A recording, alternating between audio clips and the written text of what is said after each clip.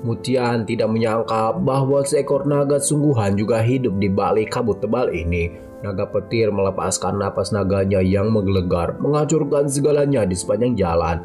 Gatri baru saja kembali dan wilayahnya hancur oleh salah satu bawahannya yang legendaris.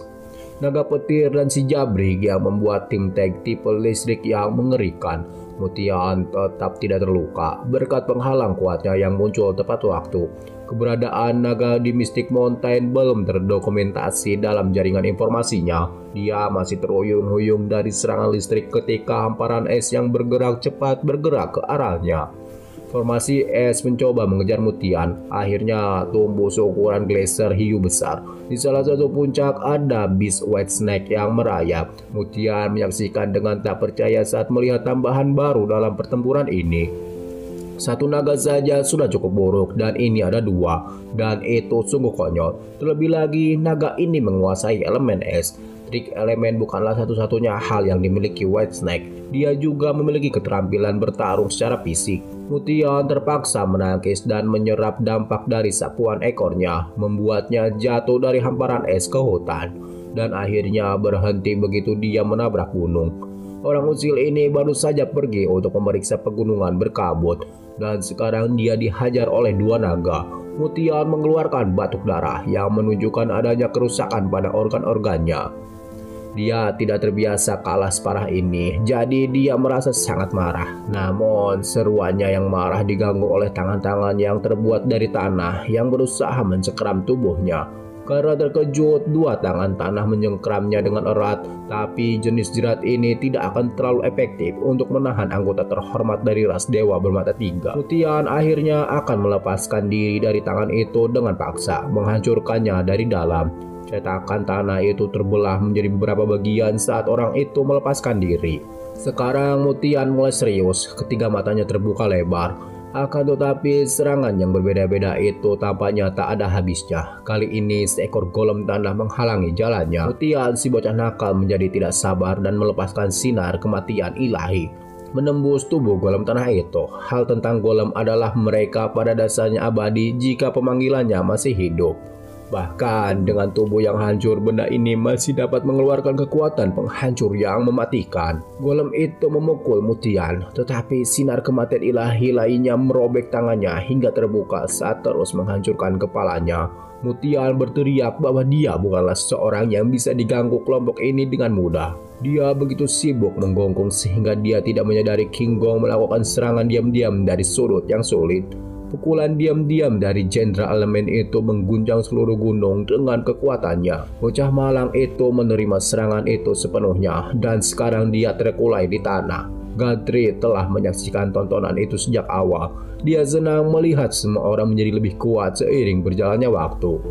King Gong telah menguasai kemampuan elemennya. Dia memutuskan bahwa akan lebih baik untuk membawa penyusup ini kembali ke tuannya terlebih dahulu. Tetapi tampaknya rencana itu tidak akan berhasil karena sinar kematian ilahi lainnya terpancar dari mata ketiga Mutian, menghancurkan kepala King Gong. Jenderal elemen itu pun kehilangan keseimbangannya. Mutian tertawa seperti orang gila setelah menembak kepala King Gong dan mengejeknya untuk bertarung lebih serius lagi. Tetapi tawa Mutian terhenti ketika dia melihat sesuatu yang belum pernah dia lihat sebelumnya. Kepala King Gong yang menguap mulai menyala. Karena dagingnya bergenerasi dengan bantuan tanah, hanya butuh beberapa detik untuk pulih sepenuhnya dari kerusakan otak yang sangat parah. Dia bertanya kepada Mutian apa yang begitu lucu. Tepat saat penyusup itu hendak melepaskan sinar kematian lainnya, gerakannya terhenti oleh napas naga yang mengandung tegangan yang cukup untuk memberinya daya pada seluruh kota. Mutian berusaha sekuat tenaga untuk bertahan, tapi dia hanya bisa berbuat sedikit saat berhadapan dengan binatang legendaris. Seekor naga es putih juga ikut bersenang-senang untuk mendinginkan si aneh bermata tiga setelah terbakar oleh listrik. Dia berhasil bermanuver dengan ahli di sekitar es dengan segala yang dimilikinya, berfokus untuk menghindar ke kiri, dan terbuka lebar untuk sundulan kepala yang menggetarkan dari si Jabrig. Mutian telah menempuh perjalanan bermil-mil melintas hutan berkabut ini setelah didorong oleh bis yang kuat. Dia hanya menghadapi 4 monster dan mereka bahkan bukan yang terbaik yang bisa ditawarkan tanah yang hilang ini. Penyusup itu terpaksa mengakui bahwa satu-satunya langkah yang masuk akal adalah melarikan diri. Dia baru saja berencana untuk mengintai tempat ini dan sekarang dia berjuang untuk bertahan hidup seperti orang yang hina. Untung baginya, dia memiliki kemampuan ilahi untuk membuka kantong dimensi untuk bisa pergi dari tempat itu. Tapi sebelum akhirnya meninggalkan area itu, ia berpaling ke monster-monster dan bersumpah untuk membalas dendam suatu hari nanti. Namun dia tidak perlu menunggu hari itu tiba karena Gatri telah memutuskan untuk bertindak sendiri. Tubuh setengah manusia hiunya menjulang tinggi di atas makhluk aneh bermata tiga dan dimensi saku kecilnya. Darah Mutian menjadi dingin saat melihat makhluk itu. Ia sama sekali tidak siap untuk melawan makhluk terkuat di dunia.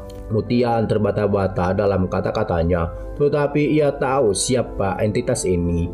Semua orang di seluruh dunia tahu siapa entitas ini. Gatri bahkan tidak repot-repot menanggapi dan hanya melambaikan tangannya. Pelarian dimensi yang dibuka oleh Mutian dengan kemampuan ilahi mininya tertutup di luar keinginannya. Dia hanya bisa melihat portalnya yang tertutup dalam kekalahan. Satu-satunya harapan untuk melarikan diri lenyap dalam lambaian tangan. Sekarang Mutian mulai panik. Ia belum pernah menghadapi hal seperti ini sebelumnya. Keputusasaan merasuki kepalanya. Untuk mencegah bajingan itu melakukan hal yang tidak terduga, Gatri mengikat tubuhnya dengan akar yang telah diperkuat. Mutian mencoba memohon Gatri untuk keselamatannya sebelum Gatri melakukan apapun yang akan dia lakukan. Namun, mengacaukan pesta penyambutan yang telah lama ditunggu-tunggu adalah kejahatan yang tidak dapat dimaafkan. Gatri mengepalkan tinjunya dan dengan itu menghancurkan tulang dan nyawa Mutian. Pembunuhan tunggal itu menghasilkan lebih dari 1 juta poin evolusi bagi Gatri. Lumayan untuk hadiah penyambutan. Dia baru saja kembali setelah 3 tahun tertidur dan pembunuhan pertamanya adalah anggota dari satu ras dewa. Dia membaringkan tubuh Mutian yang tak bernyawa dan dengan lembut mengambil mata dari dahi si penyusup itu. Gatri memindai mata itu dengan sistemnya dan diberitahu bahwa benda ini berisi kemampuan khusus untuk membuka segel mata seseorang. Selain perolehan poin evolusi yang besar, dia tidak dapat berharap untuk mendapatkan kemampuan lain sejak awal. Mata ketiga segera meredup setelah dia menyelam keluar. Mungkin menyuntikkan sedikit kekuatan spiritual ke dalamnya akan membawa beberapa perubahan. Organ ini disebut mata surgawi, harta berharga milik ras dewa 3 mata. Menyuntikkan sedikit kekuatan spiritual ke dalamnya memberinya kehidupan. Itu juga memberi Gatri sensasi yang belum pernah dirasakannya sebelumnya. Mata surgawi memberinya penglihatan sempurna yang melihat melalui wajah dunia fisik.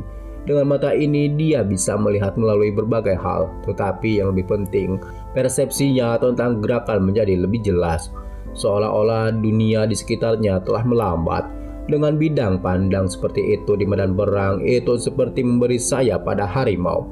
Setelah sedikit pertimbangan lagi, Gatri menilai bahwa benda ini tidak akan terlalu berguna baginya. Berbicara tentang harimau dan sayap, White Tiger yang masih belum menemukan obat untuk cacat bicaranya hingga saat ini datang untuk menyambut tuannya.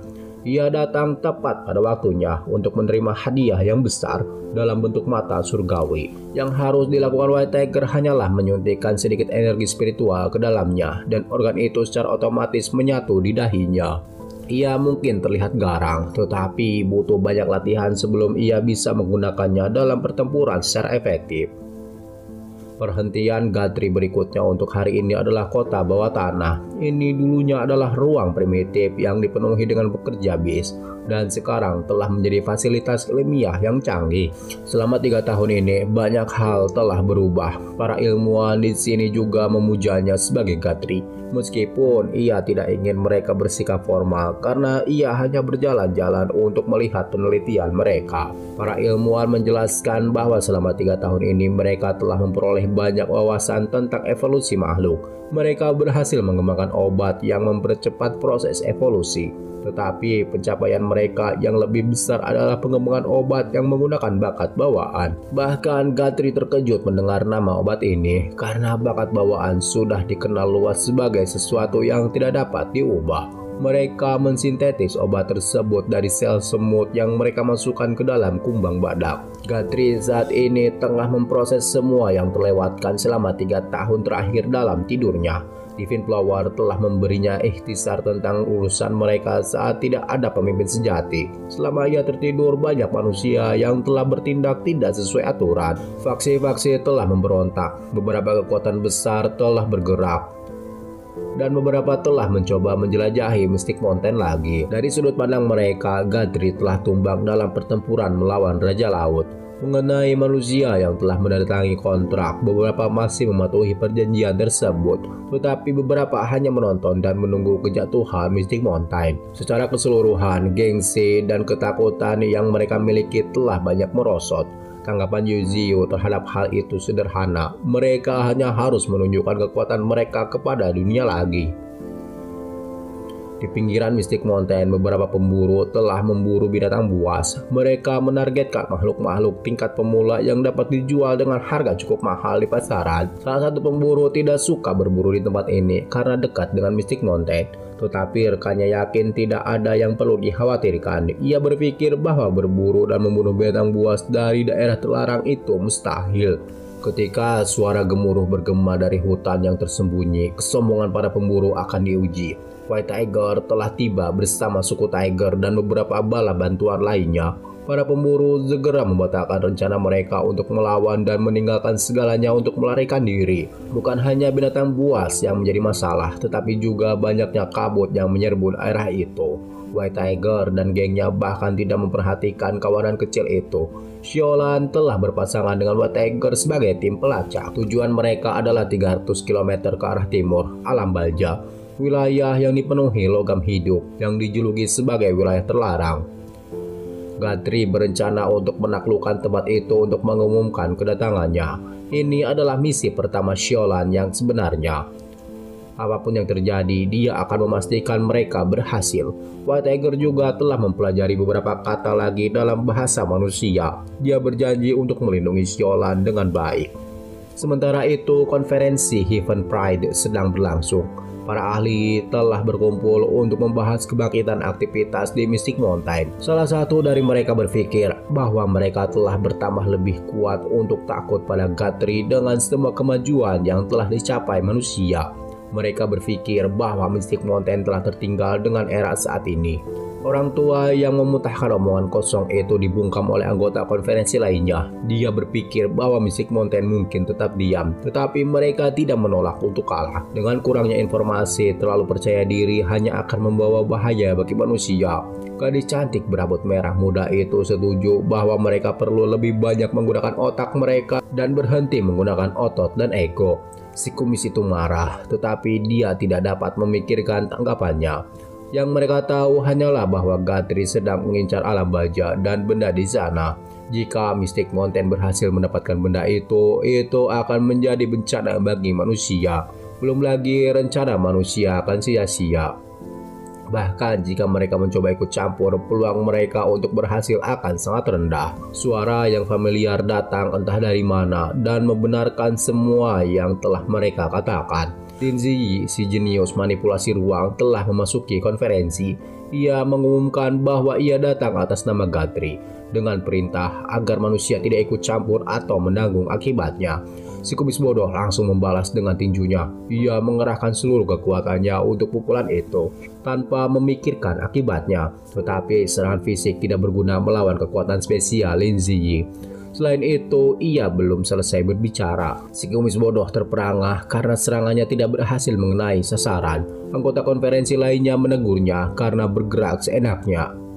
Ketika diminta menjelaskan lebih lanjut, Lin Ziyi menjelaskan bahwa Guthrie tidak bergerak demi dirinya sendiri dan bahwa manusia tidak boleh menyia-nyiakan hidup mereka dengan melawannya. Juga akan ada hari ketika manusia yang lemah pun akan dibutuhkan. Bahkan seseorang sekuat Guthrie akan membutuhkan bantuan manusia.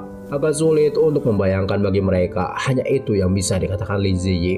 Konferensi dapat memutuskan apa yang ingin mereka lakukan sebelum keluar. Stasi, seseorang yang dulunya berada di distrik militer yang sama dengan Lin Ziyi, menghentikannya.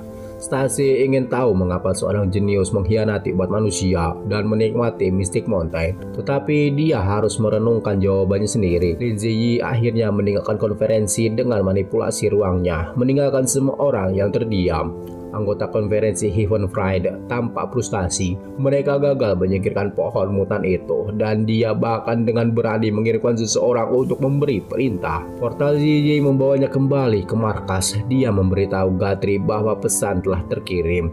Dia cukup senang. Sekarang timnya memiliki pengguna yang telah menguasai kekuatan ruang di barisan mereka.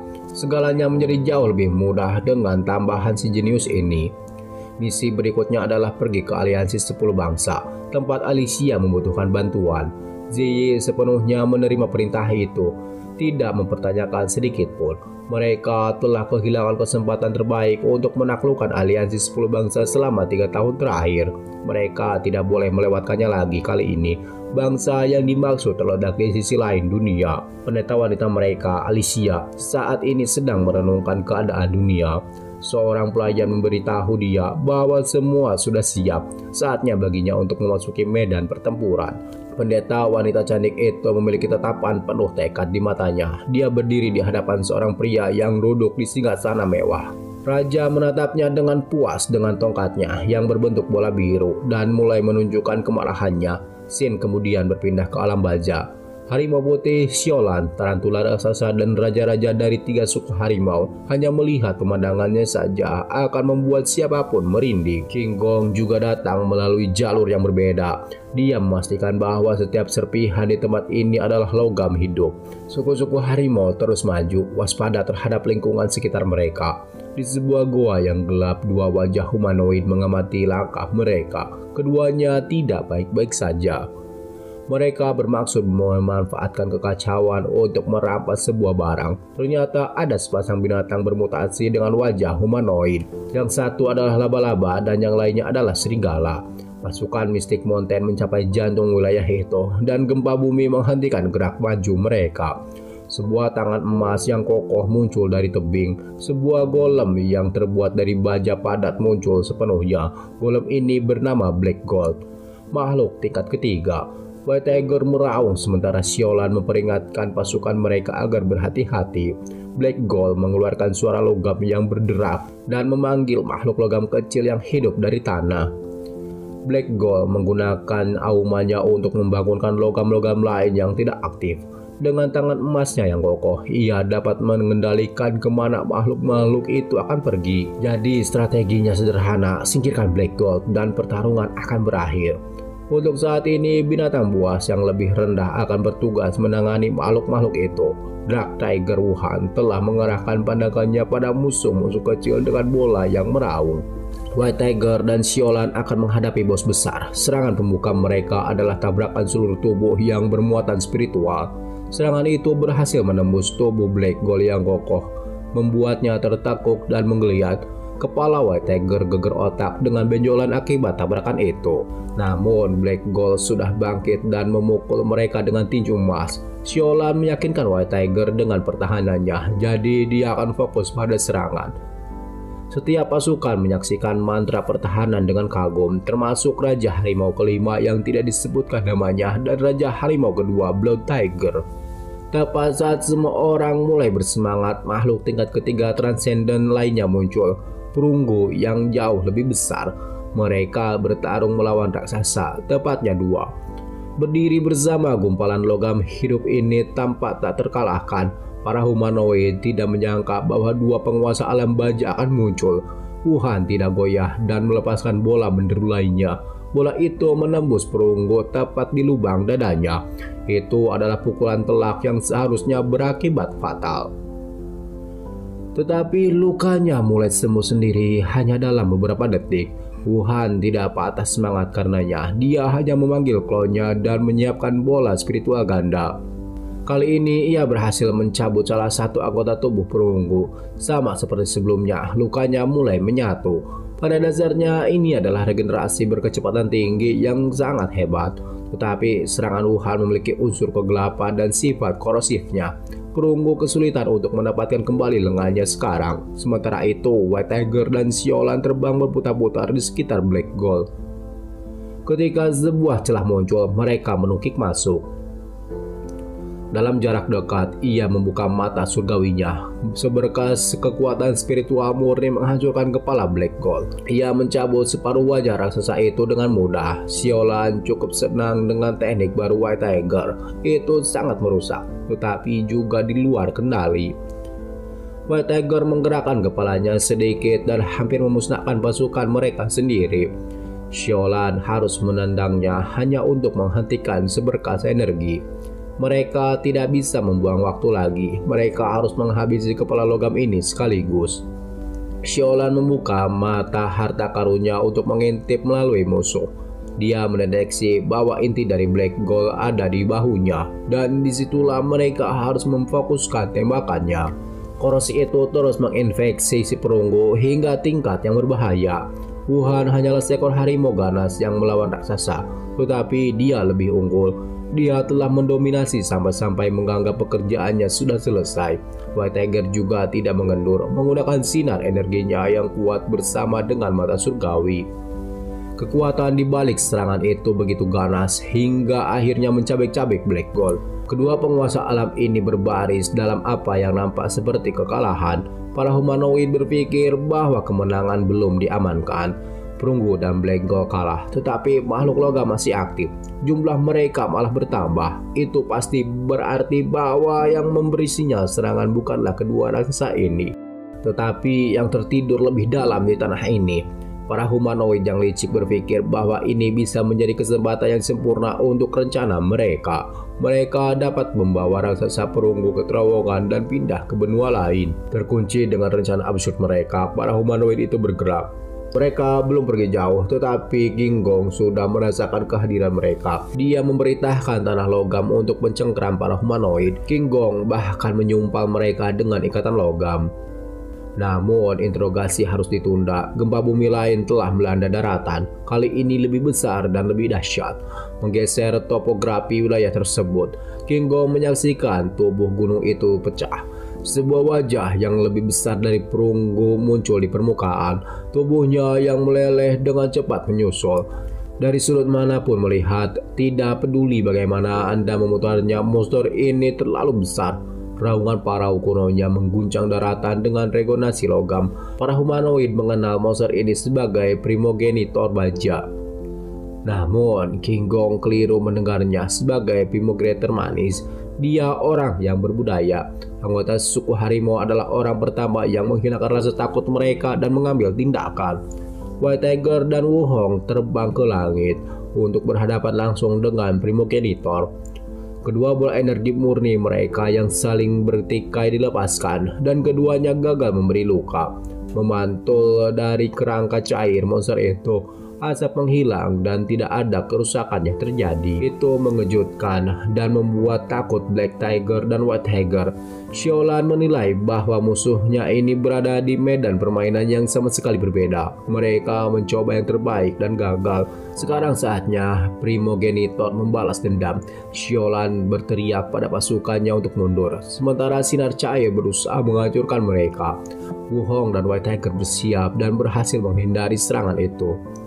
Tetapi pasukan di lantai tidak secepat itu bereaksi. Serangan itu meninggalkan parit besar yang membelah dunia baja menjadi dua. Sekarang pasukan bis ragu apakah mereka bisa menang. Siolan mencoba mengangkat moral mereka dengan memerintahkan semua orang untuk bergiliran menguras kekuatan primogenitor. Tanpa kekuatan roh, raksa itu hanyalah sepotong logam yang tidak berguna. Itu adalah rencana yang bagus, tetapi mereka bisa melupakannya dan mundur. Sekarang setelah Gadri sendiri telah tiba, dia akan menyelesaikan pekerjaannya sendiri. Siolan melihat di belakangnya dan menatap tuan mereka yang mulia. Ini pertama kalinya dia melihatnya dari dekat, aktif dan personal. Sebelum beraksi, Yuziu menyempatkan diri untuk memuji keberaniannya. Dia langsung tersipu dan menyimpan pujian itu di dekat hatinya. Akar Gadri meliuk dan berputar, mengangkatnya ke level primogenitor. Dia menatap monster itu di matanya yang aneh dan bertanya apakah dia adalah penguasa tempat ini. Primogenitor menanggapinya dengan pukulan yang sangat kasar. Tidak peduli seberapa besar kekuatan di balik serangan itu dengan mudah dinetralkan. Primogenitor terperangah bahwa hanya beberapa potong akar yang mampu menghentikan pukulan yang menghancurkan tanah. Yujiyu memperhatikan bahwa buruknya emosi raksasa ini, omongan sampah membuatnya jauh lebih buruk. Parahnya primogenitor dapat dirasakan dari gerakan makhluk logam hidup tersebut. Awalnya mereka tampak seperti ingin melarikan diri, namun setelah melihat lebih dekat, mereka menuju ke suatu tempat. Makhluk logam yang tak terhitung jumlahnya menyatu dan menempel pada primogenitor. Tidak hanya itu, bahkan tanah tempat semua orang berdiri berubah menjadi logam murni. Namun Yujiyu tidak terganggu oleh semua itu. Dia hanya memperhatikan dengan santai saat monster itu menjadi lebih besar dari sebelumnya.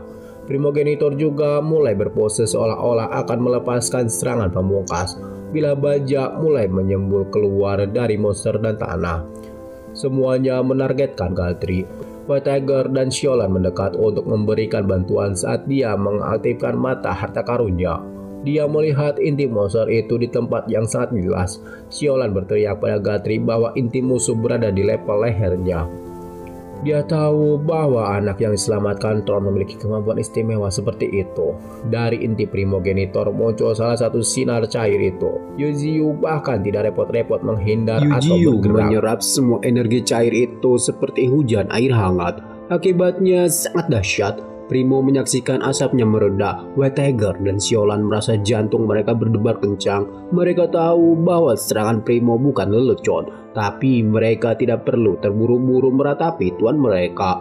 Tubuh bagian bawahnya telah terangkat, tetapi itu hanya salah satu bentuk turunannya. Sisa-sisa tubuhnya perlahan terbang menuju slot inti tubuh utama. Primo panik dan mencoba menghentikan asimilasi, tetapi dia digagalkan oleh akar naga. Yujiyu menerima serangan, tetapi sekarang gilirannya. Tubuh utama melahap, menyerap inti. Kerangka raksasa Gatri mulai bergeser di tempatnya. Anggota tubuh humanoid mulai muncul dari kedua sisi. Semua orang tidak bisa mengalihkan pandangan dari perubahan yang terjadi. Kepala monster muncul dari asap. Bentuk pertarungan Gatri telah selesai. Dan itu luar biasa. Ia mengkerdilkan primogenitor baja dengan selisih yang jauh. Sekarang saatnya untuk ronde kedua yang sesungguhnya. Keadaan telah berbalik dan Gatri kini memegang semua keuntungan. Primo tidak akan berbaring dan mati begitu saja. Ia menumbuhkan beberapa sulur yang menyala-nyala dari punggungnya. Sulur-sulur itu kemudian langsung menuju tubuh Gatri. Ia hanya memandanginya sebentar, mengabaikannya seolah-olah itu bukan apa-apa. Yujiyu membalas dengan sulur-sulurnya sendiri. Sulurnya berwarna merah tua dan dialiri oleh guntur surgawi. Tanaman merambat itu dengan mudah memantul dari sulur-sulur yang menyala-nyala, mendorong jalan mereka ke depan. Mereka mencengkram tubuh primogenitor, membuatnya meraung kesakitan. Tapi itu belum semuanya. Yujiyu berencana untuk mengikuti ikatan itu dengan beberapa pengendalian guntur untuk memicu segalanya. Itu benar-benar raungan rasa sakit yang menggetarkan. Primo sama sekali tidak bersenang-senang. Dalam upaya untuk menyamakan kedudukan sedikit saja, kepala logam raksasa itu mencoba menyelinapkan sinar cair lainnya. Gatri berdiri tegak dan menarik penghalang sederhana hanya untuk menunjukkan bahwa dia tak tersentuh. Gatri begitu dominan sehingga dia bisa bersikap santai dan cukup memanggil bola guntur murni dengan tingkat tegangan yang mengerikan. Dia memuji sang primogenitor karena mencapai titik tertinggi dalam keadaan biologis. Tetapi semua yang dimiliki Primo sekarang akan menjadi milik Gatri untuk ditaklukkan. Yujiyu bergegas masuk dan menggunakan bola guntur yang dibuatnya sebagai senjata jarak dekat untuk meningkatkan rasa tidak hormat. Bola itu merobek tubuh Primo yang tampaknya tak terkalahkan, meledak ke sisi lain. Teriakan kesakitan yang luar biasa, teriakan perang dan segala hal yang diantaranya bergema di seluruh negeri. Gatri menggunakan gunturnya untuk menggali inti Primo, jantung unsur. Itu adalah harta karun yang dapat mengubah unsur lain menjadi logam. Dia berjanji kepada penguasa alam ini bahwa dia akan memanfaatkan hati itu dengan baik. Bersama dengan inti ini, primogenitor baja akan tinggal di dalam tubuh Gatri sebagai sumber daya. Mengambil hati unsur dari bos besar itu akan mengambil nyawa dari seluruh tubuhnya.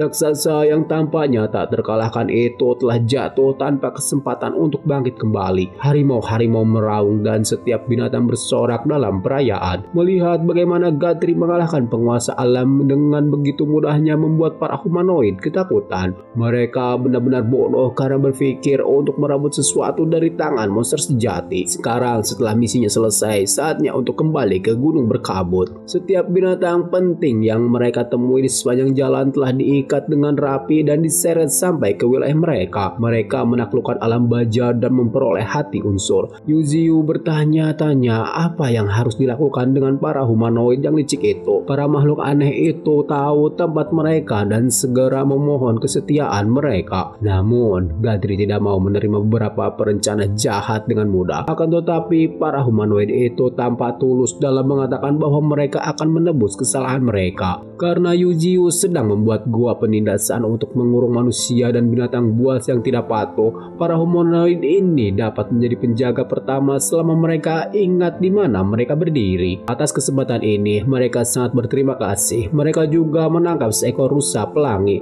makhluk legendaris. Gatri mengubah bangau putih yang terlupakan, mempercayakan makhluk legendaris itu kepada burung itu. Setetes air mata mengalir dari matanya. Dia benar-benar mengira bahwa kita telah melupakannya. Yang berikutnya adalah tikus petir.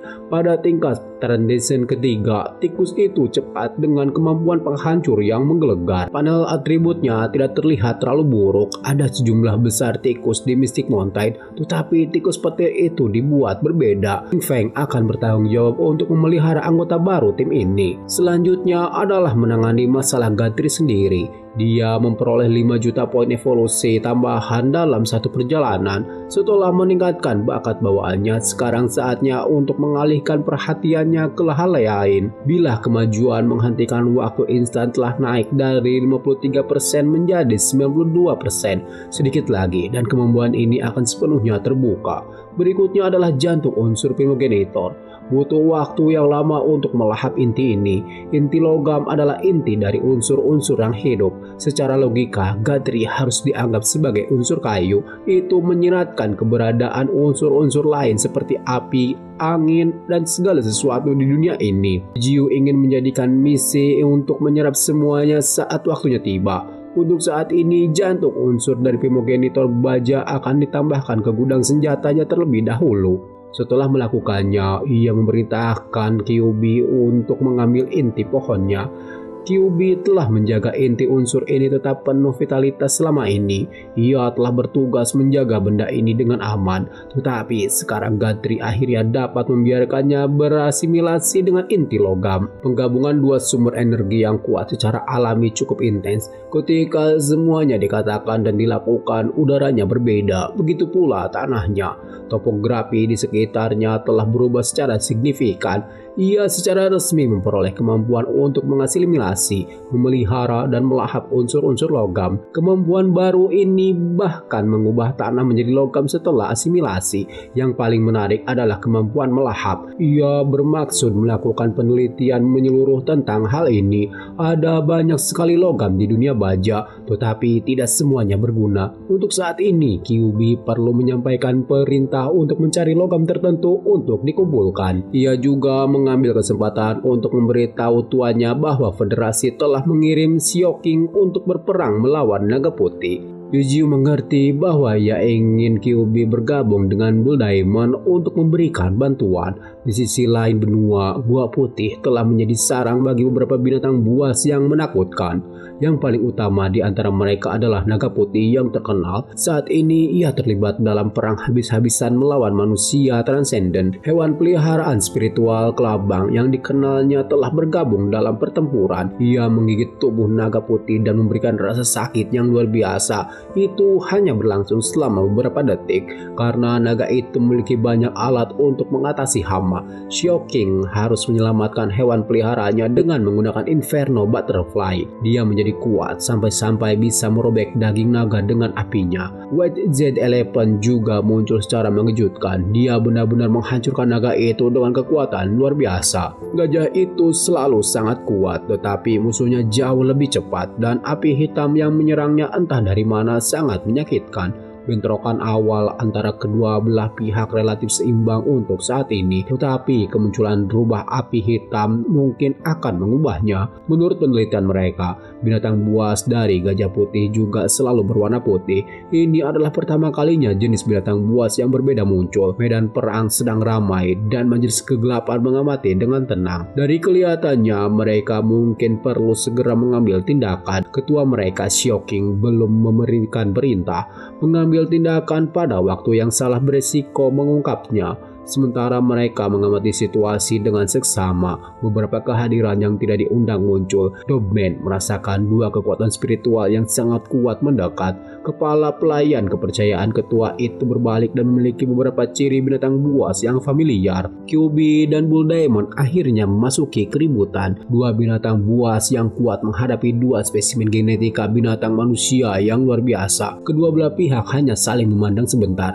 Dogman memutuskan untuk memecah kesunyian dengan mengancam akan menghunuskan pedangnya. Kepala pelayan vampir menyuruhnya untuk tenang karena mereka berada di antara para monster di gunung berkabut. QB meminta penjelasan singkat tentang situasi tersebut dan Butler mengakui bahwa situasinya tidak baik. Kekuatan manusia sangat kalah kelas dan permaisuri api tidak bisa mengerahkan seluruh kemampuannya. Selain itu, ada tanda-tanda beberapa monster mengamati dalam kegelapan. Ketua mereka mencoba untuk bermain perlahan, tapi keadaan menjadi jauh lebih sulit. Jarang sekali melihat Shioking dalam kondisi yang begitu berbahaya. Manusia yang bermutasi mungkin terbatas dalam hal yang dapat mereka lakukan, tetapi monster tidak. Serangan membara Putri Api tidak sekeras yang diinginkannya. Naga putih telah mengamuk, membuat Shioking memutar tubuhnya hanya untuk menghindari ledakan. Menghindari satu serangan membuatnya rentan terhadap serangan lainnya. Koordinasi musuh terlalu bagus untuk sesaat permaisuri api dapat melihat nasibnya yang kejam. Bahkan manusia yang tidak kompeten pun melihatnya. Namun yang berhasil menyelamatkannya di saat genting adalah Bull Diamond dan kapak perangnya. Itu adalah ayunan yang mengerikan, membuat si rubah api meringis kesakitan. Shioking bersuka cita sekarang karena beberapa sekutu yang memadai akhirnya tiba. Ini adalah peningkatan yang sangat besar dibandingkan dengan pasukan manusianya saat ini. Bull Diamond segera melanjutkan serangannya dengan medan gravitasi, berfokus pada ujung kampak perangnya. Gravitasi membuat serangannya ekstra tajam dan berat. QB mendatangi apa yang disebut pusat kekuatan manusia dan menyuruh mereka keluar karena tempat ini berada di luar jangkauan mereka. Gunung berkabut tidak datang ke sini untuk mengasuh manusia. Mereka datang ke sini untuk mengumpulkan mayat seekor naga. Naga putih meraung marah setelah mendengar pernyataan yang berani itu. Itu adalah kera putih kekar yang penuh dengan kekuatan yang meledak-ledak. Ada juga rubah salju putih yang keluar dari liangnya. Seperti yang difikirkan Shioking, memang ada musuh yang bersembunyi di kegelapan. Itu adalah kekuatan gua putih versus pasukan dadakan binatang buas manusia. Tak satu pun dari kedua pihak yang berseberangan itu kalah dalam pertempuran moral dan keganasan. Jauh dari kekacauan ini, Mystic Mountain tengah menikmati hari yang cerah dan menyenangkan. Mantis telah dipanggil oleh Gadri untuk masalah serius. Sejauh yang diketahui Yujiu, orang ini telah menjadi mitra yang hebat bagi Flash. Mantis dengan bangga mengakuinya. Mereka telah bertarung bersama untuk waktu yang lama dan akan menggantikan pasukan Mantis di masa depan. Dia telah diberikan esensi kehidupan dan sumber daya bermutu tinggi, tetapi 3 tahun telah berlalu dan dia masih terjebak di urutan kedua. Pada tingkat perkembangannya, dia mungkin tidak memiliki kualifikasi untuk bertarung bersama Flash lagi. Gadri punya solusi untuk itu. Itu memerlukan konsumsi cacing void yang telah memakan akar pohonnya yang akhirnya bermutasi. Mantis yang memangsa dapat memilih untuk memakannya dengan prospek menjadi jauh lebih kuat atau menjadi boneka cacing itu sampai mati. Mantis bahkan tidak ragu untuk menjawab bahwa dia bersedia mengambil resiko. Daripada mati sebagai orang lemah, dia lebih suka mati sebagai orang yang kuat. Yujiu senang dengan keberanian itu dan melemparkan cacing void ke arah bawahannya itu. Begitu cacing itu memasuki sistemnya, rasa sakit yang belum pernah dia rasakan sebelumnya mengguncang seluruh tubuhnya. Gadri menyaksikan dalam diam, siap untuk hasil apapun yang dihasilkannya. Asimilasi cacing hampa membangkitkan bakat bawaan mantis dan memancarkan cahaya menyilaukan ke surga. Divine Flower memperhatikan apa yang terjadi di kejauhan. Dengan khawatir, si kecil itu praktis menjadi Super Saiyan, tetapi dia berwarna hijau. Divine Flower menjadi sangat khawatir saat melihat temannya. Mantis tanpa seolah-olah dia telah kehilangan kendali atas tindakannya dan menerjang untuk menyerang bos besar itu. Gadri hanya memilih untuk memblokir sambil menilai apakah si kecil itu gagal atau tidak. Berdasarkan jeritan gila dan serangan sembrono, bukti menunjukkan kegilaan. Yujiu sudah muak dengan serangan konyol itu yang bahkan tidak menggores tubuhnya dan meraih mantis. Itu sangat disesalkan. Dan satu-satunya hal yang bisa dia berikan kepada si kecil itu adalah kematian tanpa rasa sakit. Divine Flower tidak bisa hanya berdiam diri sementara seorang teman akan dieksekusi. Dia benar untuk menyela saat Mantis masih melawan pengaruh cacing hampa sambil meneriakkan nama Gadri. Untungnya Yujiu mendengarkan. Cengkramannya mengendur karena ledakan energi baru. Begitu dahsyatnya hingga bahkan kepala botak terkena serpihan di wajahnya. Mantis yang tersangkut akhirnya berhasil mencapai tingkat ketiga. Melihat bentuk seperti kehampaan, Yujiu yakin bahwa percobaannya itu berhasil. Pisau itu tambah seperti kulit pisau dalam game video, tetapi tampilannya yang berwarna-warni merupakan indikasi betapa mematikan pisau itu sebenarnya. Menebas udara meninggalkan celah dimensi di angkasa, itu adalah prestasi yang sangat mampu dilakukan oleh beberapa orang kuat. Itu adalah Void Blade yang melegenda. Gadri kini telah setuju bahwa Mantis akan memenuhi syarat untuk bertarung bersama Flash. Ia juga akan dianugerahi nama yang berbeda. Mulai sekarang, ia akan dipanggil Zeleon karena sabit ungunya. Keberhasilan ini membuka kemungkinan untuk memelihara lebih banyak binatang buas yang memiliki kekuatan Void di masa depan. Melihat ke dalam, Gadri menganalisis kemampuan evolusinya yang mutlak. Berdasarkan kognisi, ia dapat mengubah wujud biologis dan kemampuan yang diperolehnya dari melahap Camp of the Seven Seas. Wujud pertama yang dicobanya adalah rubah. Wujud ini dapat terpisah dari tubuh utamanya dengan bebas dan juga memiliki penguasaan elemen angin untuk digunakan dalam serangan. Kehancuran yang disimpan di dalam tubuh kecil itu cukup mengesankan. Ini adalah pengalaman yang sama sekali berbeda dibandingkan dengan wujud manusianya. Biologi dan bahkan kemampuannya telah berubah. Itulah inti dari evolusi Absolute. Ini sangat mirip dengan transformasi Sun Wukong, tetapi penggunaan kekuatan roh setelah transformasi ini sangat tajam. Dia juga membutuhkan pemahaman yang lengkap tentang makhluk itu. Selain itu, ini sempurna. Tepat setelah eksperimennya, QB dan Bull Diamond kembali. Sepertinya mereka memiliki beberapa teman yang tidak sadar. Berdasarkan kondisi naga putih, adil untuk mengatakan bahwa mereka telah kembali dengan penuh kemenangan. Gadri berterima kasih kepada para jenderalnya yang dapat diandalkan atas kerja keras mereka. Dia mulai melingkari tubuh naga itu menggunakan akar pohonnya. Melihat lubang di dadanya, tempat jantung seharusnya berada, mengejutkannya. QB menjelaskan bahwa jantung itu telah diambil oleh Xiao King untuk ditukar dengan barang tertentu di federasi. Yujiu tidak melihat gadis itu selama 3 tahun. Dia hanya berharap semuanya berjalan baik untuknya. Panda kecil dan gadis ular melihat yang lain datang dengan seekor naga dan tidak melewatkan kesempatan mereka untuk mengambil beberapa foto. Gadri sudah punya sesuatu yang ingin dilakukannya dengan naga putih ini. Dia akan menirunya dan itu memerlukan pembedahan langsung. Setelah itu ekspedisi menuju kedalaman utara dapat dimulai. Hamparan sabana yang luas akan menjadi milik mereka juga. Bahkan gurun barat yang dipenuhi pasir tak berujung akan jatuh ke tangan mereka.